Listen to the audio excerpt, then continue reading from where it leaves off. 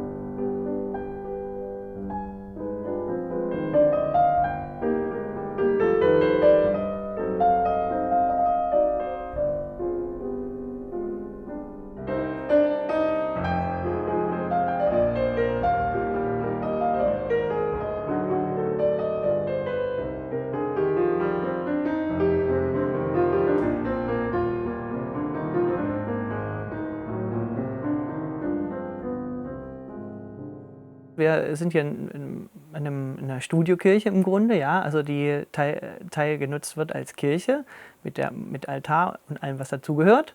Und aber die auch viele Tage im Jahr eben auch als Studio mit angeboten wird, mit toller Einrichtung.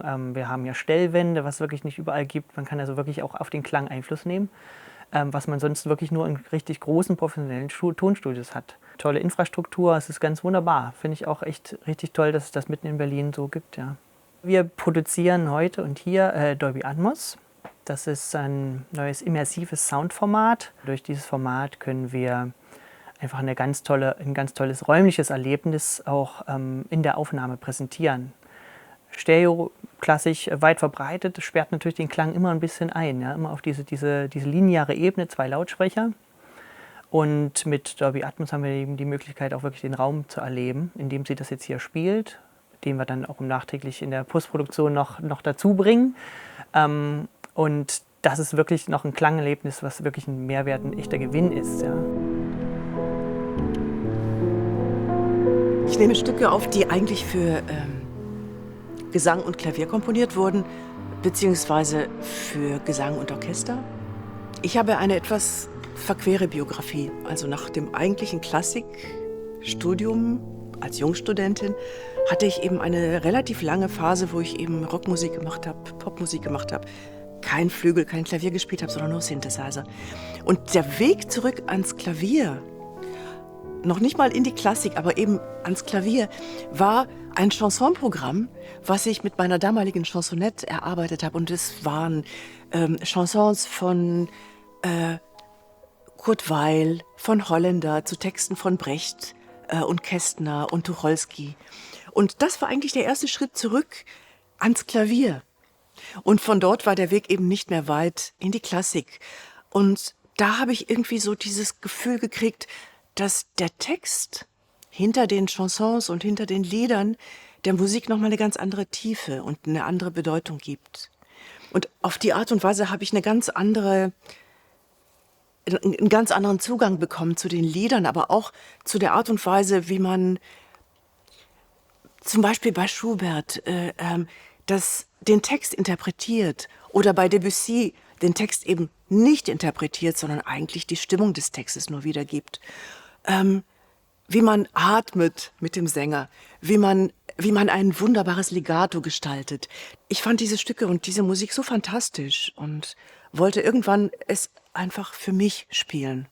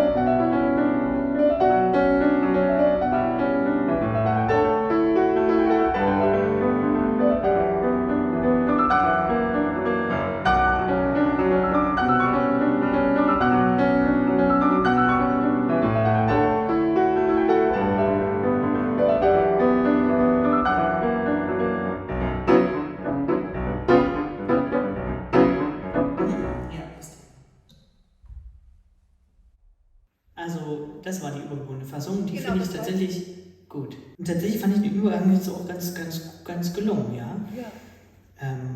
Ich mochte jetzt auch die dritte Zeile, die hatte einen super Drive, finde ich. Ganz toll in die Triolen.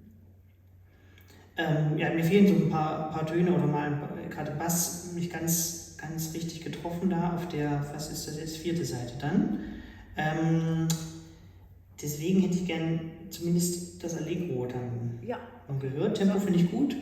Ja, den Prozess kann man sich so vorstellen, dass natürlich immer der Musiker natürlich eine Vorstellung hat. Der übt stundenlang in seiner Kammer und dann gibt es irgendwie ein Ergebnis, eine Interpretation und der sagt, das ist es jetzt. Ja? Und natürlich ist es da auch immer schwierig, als Tonmeister da einen Weg zu finden, wo komme ich da rein, wo bringe ich mich auch noch ein, wie viel bringe ich mich da noch ein, wo kann man vielleicht noch Details verändern, die jetzt auch wieder nicht besonders viel Stress auslösen, aber wo man eben doch noch Details wirklich rausholt, die das dann Gewinn auch herstellen. Ja? Und wir haben es jetzt irgendwie schon heute gehört, ich da gibt es dann manchmal wirklich Stellen, da denkt sie dann selber, ach ja, das ist ja viel besser so, dass es vielleicht noch ein bisschen perliger ist oder so. Und das kommt man selber oft nicht drauf. Ja? Wenn man einmal zuhört und dann kommen diese Momente und darüber sind die Musiker immer sehr dankbar. Es kam jetzt auch sicherlich auch sehr dankbar gewesen, dass dann wirklich jemand mal mit einfach zuhört. Ja? Gar nicht nur jetzt liest und Note für Note, sondern einfach mal zuhören und sagt, okay, wo kann man vielleicht da nochmal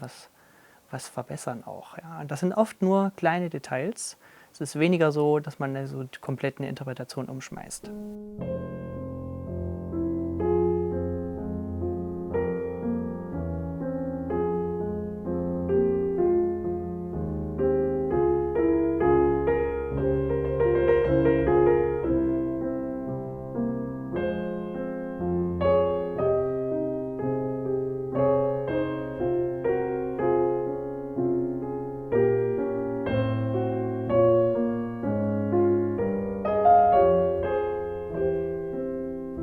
hatte einen Wahnsinnsrespekt vor Bach-Busoni. Ich rufe zu dir, Herr Jesu Christ.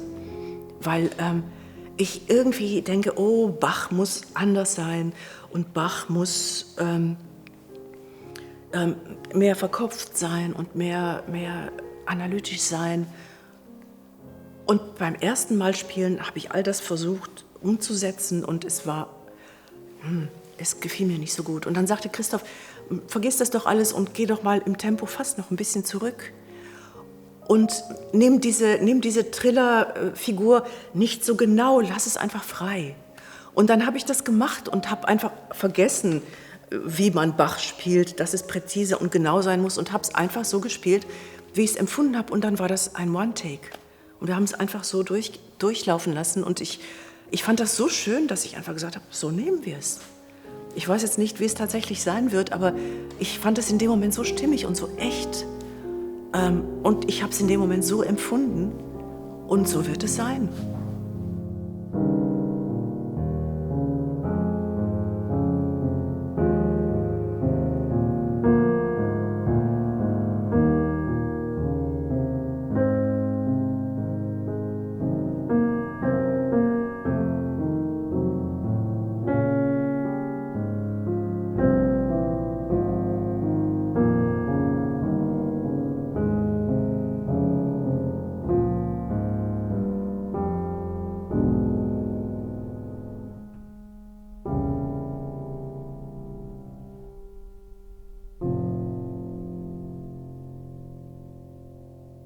Die Arbeit mit Carmen macht so besonders, dass sie wirklich Musik macht, finde ich. Und auch am Ende wirklich eigentlich nicht so viel Zeit braucht, um den perfekten Take zu spielen. Oft hat man den fast schon am Anfang und dann aber noch an Details arbeitet, wo man sonst einfach gar keine Zeit dafür hat.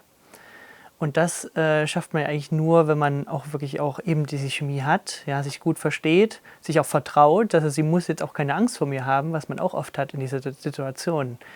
Dass man denkt, okay, da hört jetzt jemand zu, die Mikrofone hören alle zu, ich habe Riesenstress. Ja, und diese Stresssituation, das ist dann also super kontraproduktiv. Und das finde ich wirklich cool, dass wir da jetzt einfach eine Ebene haben, wo wir da eben nicht lange darüber reden müssen, sondern wir sind ein Team, wir machen das zusammen. Das hat sie auch oft gesagt, so, das ist meine Ohren und ihr Spielen. Ich sage immer, ja, du machst die Arbeit, aber am Ende ist es wirklich Teamarbeit. Ja, und das, finde ich, funktioniert insofern ganz super.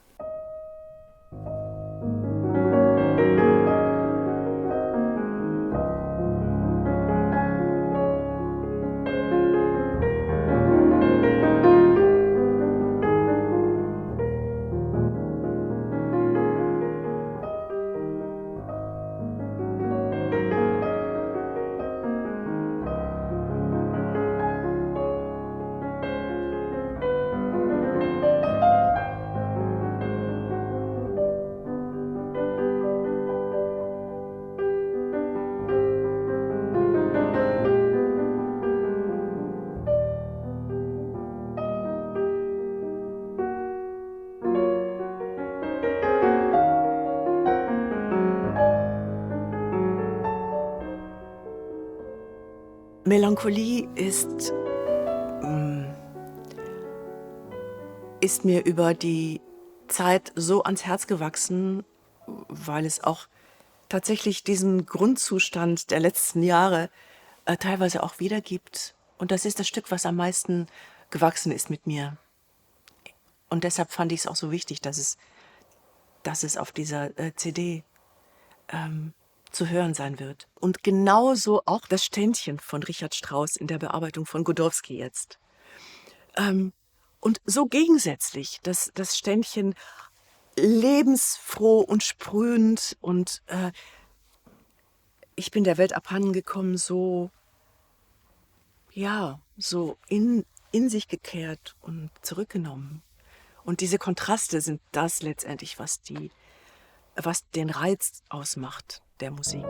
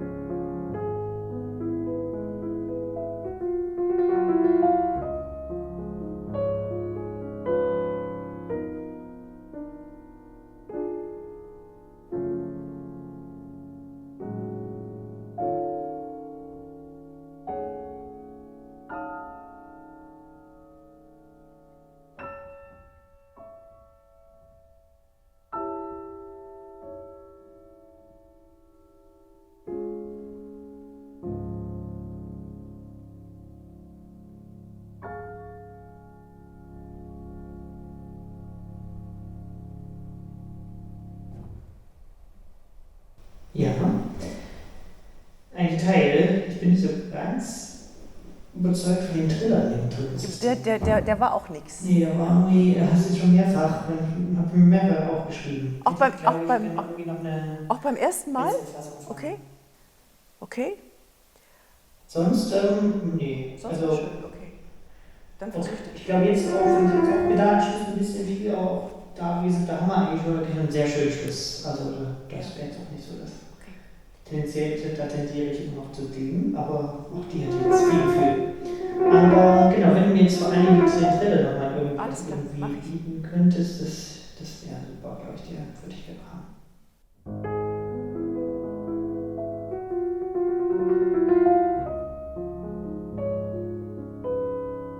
Und jetzt noch mal genau so, aber vielleicht ein bisschen leiser starten. ein bisschen leiser Den starten. Triller leiser starten.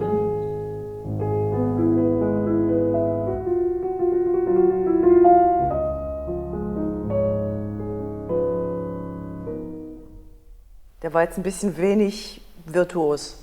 Ja. Ich mache noch einen.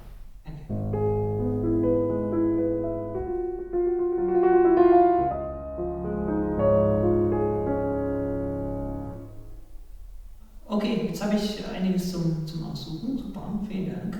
Den schreibe ich nochmal auf jetzt so. Alles klar, dann finde ich, haben wir es auch schon. Hey! Wie cool ist das denn? Wow!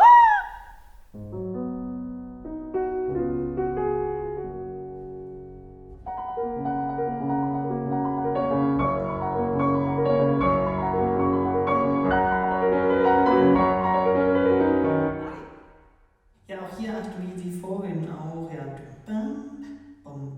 das dazwischen will ich eigentlich gar nicht hören, ne? Doch, mit Tritten wie Tritte von Elfen so sanft. Ach, die dritte? Ja. Ah, okay. Es gehört dazu. Dankeschön. Das hilft mir, ja? Okay, gut. Das hilft mir. Das hilft mir. Stimmt, ist ja auch die Viertel steht ja auch da. Dann mach's genau so. Weil deshalb habe ich ja, und ich wusste, du würdest es sagen. Weil Das ist extra gespielt. Ich habe es nämlich immer anders gespielt, bis ich mir die Texte drüber geschrieben habe. Ja, das ist schon gemein, ja. Und ich habe gedacht, ich hätte dir das mit PDF und mit allem geschickt, aber nein. Dann musst du vielleicht sogar noch ein bisschen selbstbewusster spielen. Ja, Hm? ja, ich war jetzt so in einem Zwischenmodus, ja. Okay. Ständchen, da war diese eine Stelle, da sagte Christoph, du, da musst du nicht beide Viertel betonen, weil die erste ist ja übergebunden und die zweite ist ja nicht so wichtig. Und dann habe ich aber den Text drüber geschrieben und die zweite Strophe ist mit Tritten wie Tritte von Elfen so zart. Und da meinte er, nee, du hast recht, mach das noch mehr, zeig das noch mehr. So. Und am Ende war das dann genau andersrum. Dann hatte ich mit der Musik argumentiert, die am Ende für mich und eigentlich nach vorne geht. Und bei Godowsky macht es aber ein Diminuendo. Und dadurch, dass ich nach vorne gegangen bin, gelang mir der Schluss nicht. Und dann habe ich auf Christoph gehört und bin ins Diminuendo gegangen. Und auf einmal war der Schluss beim ersten Mal perfekt da.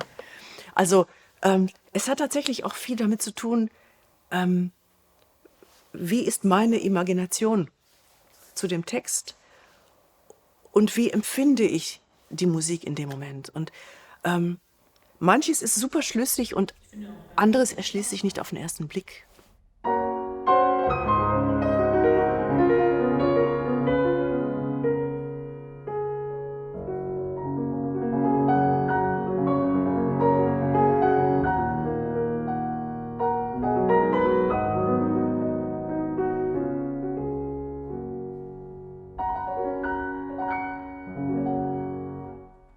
Der war schön jetzt. Wunderbar.